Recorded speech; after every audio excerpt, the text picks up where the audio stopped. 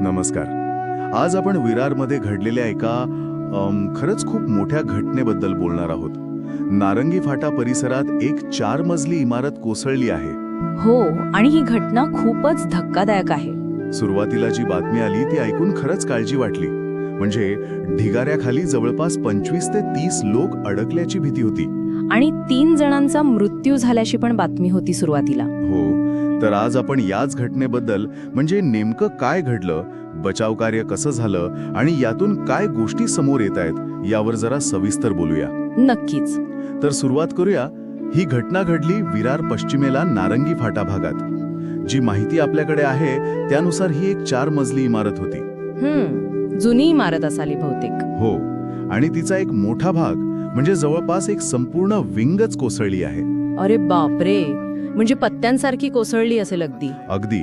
आणि यामुळेच खूप लोक ढिगाऱ्याखाली अडकले असण्याची भीती होती. हो, आणि इथे स्थानिक आमदार म्हणजे स्नेहा दुबे आणि राजन नाईक यांनी जी प्राथमिक माहिती दिली त्यानुसार सुरुवातीला हा आकडा 25 ते 30च्या दरम्यान सांगितला गेला होता. म्हणजे एवढे लोक अडकले असण्याची शक्यता होती. हो, शक्यता. आणि त्याचबरोबर 3 मृत्यूंची बातमी पण होती. पण हे लक्षात घ्यायला हवं की हे सुरुवातीचे आकडे होते. बरोबर.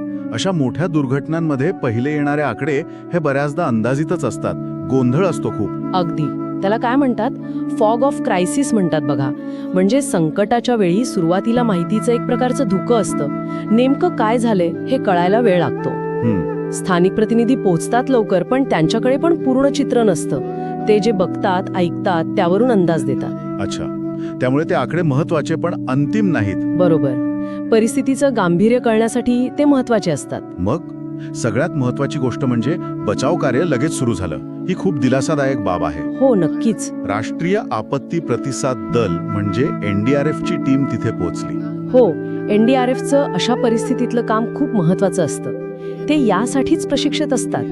त्यांचं तिथे दाखल होणं हेच दाखवतं की परिस्थिती किती गंभीर होती. निश्चितच. आणि त्यांचं काम सोपं नसतं अजिबात. तो ढिगारा उपसणं, पण त्याच वेळी कोणी आज जिवंत आहे का हे शोधणं. हो. आणि ढिगारा पण अस्थिर असतो. अजून काही कोसळायची भीती असते. त्यामुळे खूप कौशल्य लागतं. आणि या कामात त्यांना यश पण मिळालं. म्हणजे 9 जणांना त्यांनी ढिगाऱ्याखालून सुखरूप बाहेर काढलं. ही खूप मोठी आणि चांगली बातमी आहे. या 9 जणांना मग जवळच्या प्रकृती हॉस्पिटलमध्ये दाखल केलं उपचारांसाठी. त्यांच्यासाठी आणि त्यांच्या घरच्यांसाठी NDRFचे जवान देवदूतच ठरले असतील. खरंच. या बचाव कार्यात नेमकी काय आव्हानं होती याबद्दल काही अधिक माहिती आहे का आपल्या स्रोतांमध्ये? थेट वर्णन नाहीये, पण साधारणपणे अशा वेळी काय होतं बघा. एक तर जागा अरुंद असते. जुन्या वस्त्यांमध्ये इमारती कशा दाटीवाटीने उभ्या असतात. बरोबर. त्यामुळे मोठी यंत्रसामग्री पोहोचवणं अवघड जातं. दुसरं म्हणजे ढिगाऱ्याखाली नक्की कोण कुठे अडकलंय हे शोधणं. त्यासाठी वेगळी उपकरणं असतात, थर्मल कॅमेरे वगैरे. पण तरीही ते खूप कठीण काम आहे. ओके. आणि तिसरं, ढिगारा काढताना आत अडकलेल्यांना आणखी इजा होऊ नये याची काळजी घेणं हे खूप नाजूक काम असतं. म्हणजे फक्त शक्तीचं नाही, तर खूप विचारपूर्वक आणि कौशल्याने करावं लागणारं काम आहे. अगदी. त्यामुळे 9 जणांना वाचवलं याचा अर्थ त्यांनी या सगळ्या आव्हानांवर मात केली.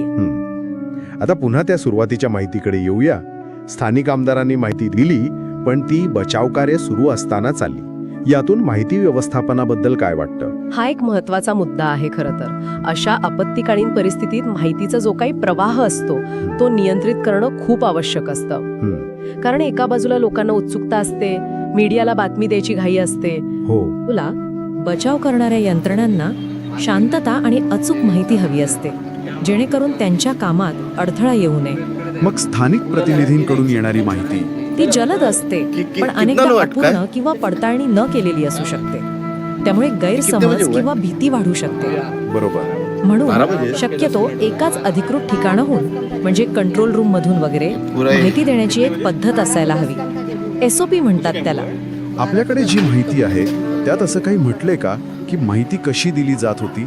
तसा थेट उल्लेख नाहीये, पण घटनाक्रम बघता आधी आमदारांकडून माहिती आली, मग NDRFच्या कामाबद्दल कळलं. म्हणजे वेगवेगळे स्रोत कार्यरत होते असं दिसतंय. ओके. आदर्श परिस्थितीत एकाच ठिकाणाहून वेळोवेळी अपडेट्स यायला हवेत.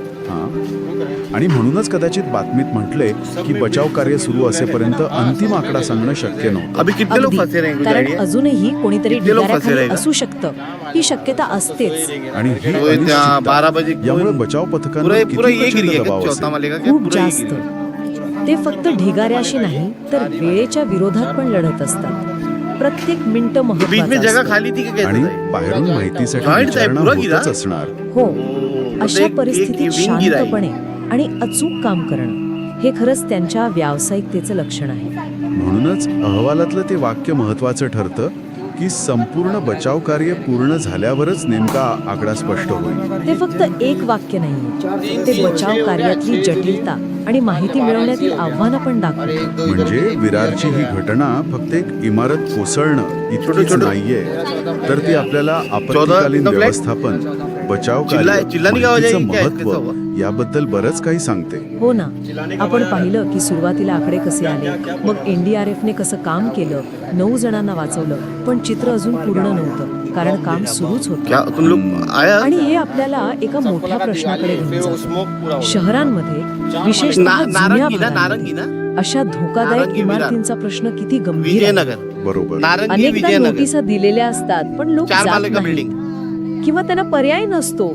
या घटनेमागे असं काही आहे का हे पण बघायला हवं. अर्थात आपल्या स्रोतांमध्ये असेल तर. एनडीआरएफ है क्या? सध्याची माहिती तर मुख्यतः घटनेनंतरच्या परिस्थितीवर आणि बचाव कार्यावरच आहे. इमारतीच्या इतिहासाबद्दल किंवा नोटिसेबद्दल थेट उल्लेख नाहीये. पण तुमचा मुद्दा खूप महत्वाचा आहे. हो, अशा दुर्घटनांमधून अनेकदा मोठ्या समस्या समोर येतात. जुन्या इमारतींचा ऑडिट, थोडा साईड. रखडलेले पुनर्विकास प्रकल्प, लोकांचं पुनर्वसन. अगदी. त्यामुळे या घटनेचा आढावा घेताना फक्त तात्कालिक बचाव कार्यावर नाही तर भविष्यात असं होऊ नये म्हणून काय करता येईल याचा पण विचार व्हायला हवा. हां, NDRFचं काम खरंच कौतुकास्पद आहे. पण अशा घटना घडूच नयेत यासाठी काय करायला हवं हा प्रश्न जास्त महत्वाचा आहे. बरोबर. तर या सगळ्या चर्चेतून आपण काय म्हणू शकतो? विरारची हे बड्डे केले दुर्घटना आहेत? एक गंभीर बड्डेसाठी आपत्ती आले होते आहे. जीवितहानी झाली, वित्तहानी झाली. आणि त्याबरोबरच आपत्कालीन परिस्थितीत माहितीचा गोंधळ कसा होतो, बचाव कार्यासमोरची आव्हानं कोणती असतात हे पण दिसून आलं. पण NDRF सारख्या यंत्रणांची सज्जता आणि त्यांची कार्यक्षमता ही दिलासादायक बाब आहे. नक्कीच.